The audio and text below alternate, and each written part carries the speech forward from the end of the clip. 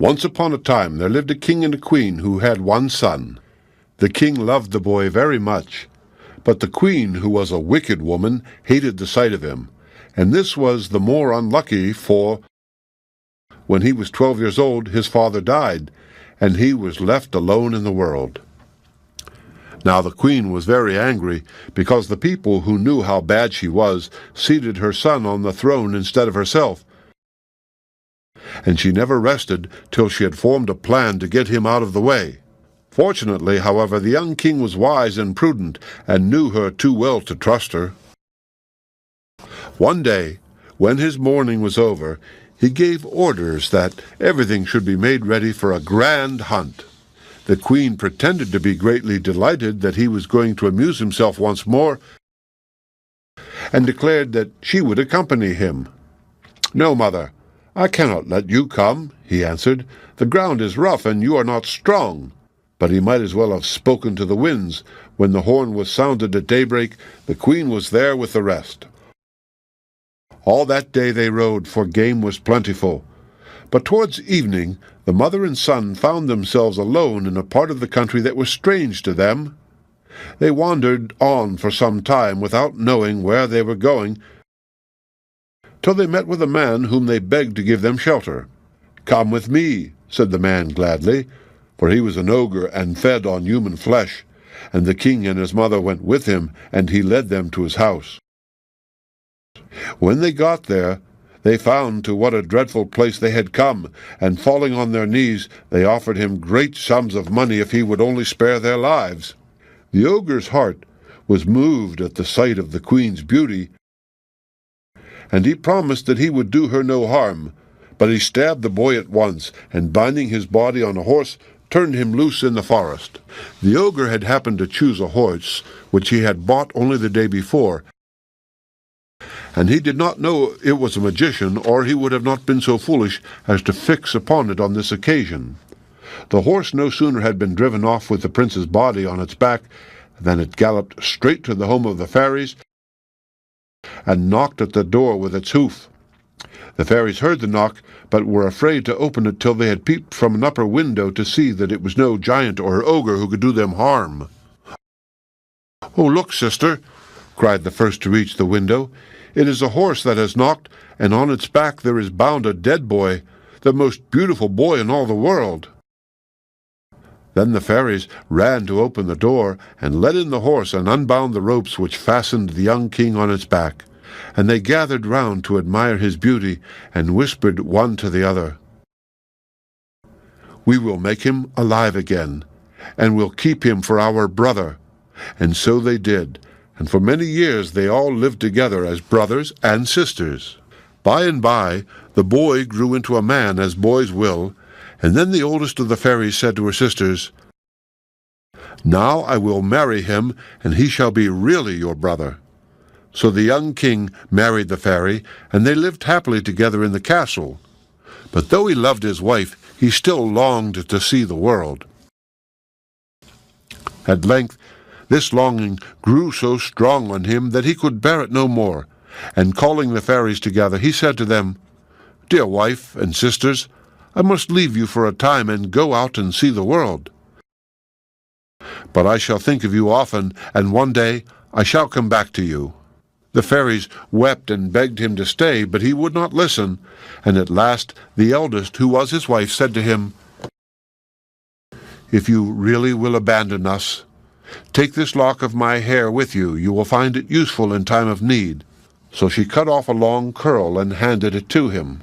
The prince mounted his horse and rode on all day without stopping once. Towards evening he found himself in a desert, and look where he would, there was no such thing as a house or a man to be seen. "What am I to do now?" he thought. "If I go to sleep here, wild beasts will come and eat me. Yet both I and my horse are worn out and can go no further." Then suddenly he remembered the fairy's gift, and taking out the curl, he said to it, "I want a castle here, and servants, and dinner, and everything to make me comfortable tonight. And besides that, I must have a stable and fodder for my horse." And in a moment The castle was before him just as he had wished. In this way he traveled through many countries, till at last he came to a land that was ruled over by a great king. Leaving his horse outside the walls, he clad himself in the dress of a poor man and went up to the palace. The queen, who was looking out of the window, saw him approaching, and filled with pity, sent a servant to ask who he was and what he wanted. "I am a stranger here," answered the young king, "and very poor. I have come to beg for some work." "We have everybody we want," said the queen, when the servant told her the young man's reply. "We have a gatekeeper and a hall porter and servants of all sorts in the palace. The only person we have not got is a goose boy. Tell him that he can be our goose boy if he likes." The youth answered that he was quite content to be a goose boy, and that was how he got his nickname of Paperarello. And in order that no one should guess that he was any better than a goose boy should be, he rubbed his face and his rags over with mud, and made himself altogether such a disgusting object that everyone crossed over to the other side of the road when he was seen coming. "Do go and wash yourself, Paperarello," said the queen sometimes, for he did his work so well that she took an interest in him. "Oh, I should not feel comfortable if I was clean, your majesty," answered he, and he went whistling after his geese. It happened one day that, owing to some accident to the great flour mills which supplied the city, there was no bread to be had, and the king's army had to do without. "Oh, don't scream so," replied Paperarello, jumping out of bed as he spoke, and taking the lock of hair in his hand, he went into the kitchen, and behold, there stood the bread piled high, 4, 5, 6 ovens full, and the 7th still waiting to be taken out of the oven. The servants stood and stared in surprise, and the king said, "Well done, Paperarello, you have won my daughter." And he thought to himself, "This fellow must really be a magician." But when the princess heard what was in store for her, she wept bitterly and declared that never, never would she marry that dirty Paperarello. However, the king paid no heed to her tears and prayers, and before many days were over, the wedding was celebrated with great splendor, though the bridegroom had not taken the trouble to wash himself and was as dirty as before. When night came, he went as usual to sleep among his geese, and the princess went to the king and said, "Father, I entreat you to have that horrible Paperarello put to death." "No, no," replied her father, "he is a great magician, and before I put him to death, I must first find out the secret of his power, and then we shall see." Soon after this, a war broke out, and everybody about the palace was very busy polishing up armor and sharpening swords, for the king and his sons were to ride at the head of the army. Then Paperarello left his geese and came and told the king that he wished to go to fight also. The king gave him leave and told him that he might go to the stable and take any horse he liked from the stables.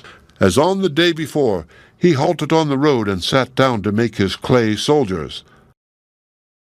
Then a second time he wished himself armor, sword, and a horse, all sharper and better than those he had previously had, and galloped after the rest. He was only just in time. The enemy had almost beaten the king's army back, and men whispered to each other that if the strange knight did not soon come to their aid, they would be all dead men. Suddenly someone cried, "Hold on a little longer, I see him in the distance, and his armor shines brighter, and his horse runs swifter than yesterday." Then they took fresh heart, and fought desperately on till the knight came up and threw himself into the thick of the battle. Paperarello bowed, put the nose in his surcoat, and rode away. In the evening, when the king returned from the battle, he found Paperarello sitting in the road making clay dolls. And Paperarello got up and said to him, "Do you know who I am? I am your dirty goose boy, yet you have given me your finger and your ear and your nose." That night, when the king sat at dinner, Paperarello came in, and laying down the ear, and the nose, and the finger on the table, turned and said to the nobles and courtiers who were waiting on the king, "I am the invincible knight who rode 3 times to your help, and I also am a king's son, and no goose boy as you all think." And he went away, and washed himself, and dressed himself in fine clothes, and entered the hall again, looking so handsome that the proud princess fell in love with him on the spot. But Paperarello took no notice of her, and said to the king, "It was kind of you to offer me your daughter in marriage, and for that I thank you. But I have a wife at home who I love better, and it is to her that I am going. But as a token of farewell, I wish that your ear and nose and finger may be restored to their proper places." So saying, he bade them all goodbye, and went back home to his fairy bride, with whom he lived happily till the end of his life.